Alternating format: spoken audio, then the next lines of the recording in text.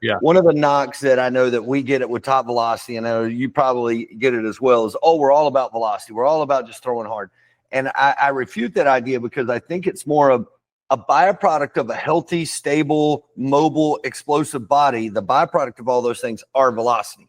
And I think people say, oh, well, you don't have to just throw hard to be a good pitcher. I would agree with that. You don't have to throw 1,000 miles an hour to be a pitcher. However, does it make all of your pitchers better? Yes. Does it make your slider, curveball, all of those things are more effective with more velocity. Going down to the youth level, I think the part that we really try to implement it in with our teams is looking at, hey, guys, this is a 3, 4, 5, 6-year journey. We're not just doing this now. We have to really kind of dedicate ourselves to a longer time period. You know, obviously we talk about learning is not linear, development is not linear. So kind of give us a little bit of insight as to some of the things that you're seeing in that regard. First of all, Top Velocity, it's funny how they do say that we're not focused on command or location, but yet we throw to a target. Like, not many of these other camps are throwing to targets. You know, we're actually focusing them, and we call those throws, our drills, target throws. And then two, because everything's segmented in drills and we're teaching biomechanical positions and timing, that is what is the groundwork for precision. So people are just saying that, are just looking at it on the surface. And I still think our velocity should be the #1 commodity because it gives the hitter less time to make a decision. It also speeds up the level of the game. And we see it in any sport we go into.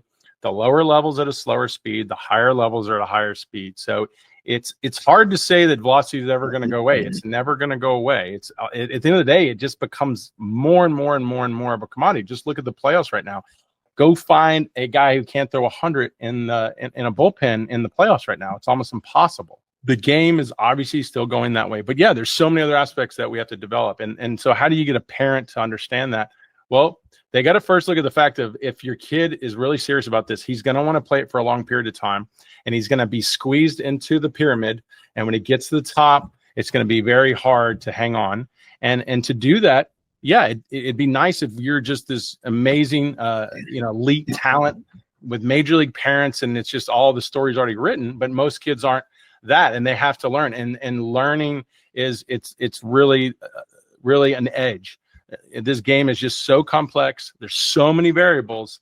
If you have the best information and you're willing to sit down there and learn it and master it, it's a real edge in this game. And that's just laying that groundwork for parents of like, hey, let's start putting down the core foundation of what develops an elite player at that amateur level, and make sure that foundation is in before things start accelerating, that pyramid starts tightening up.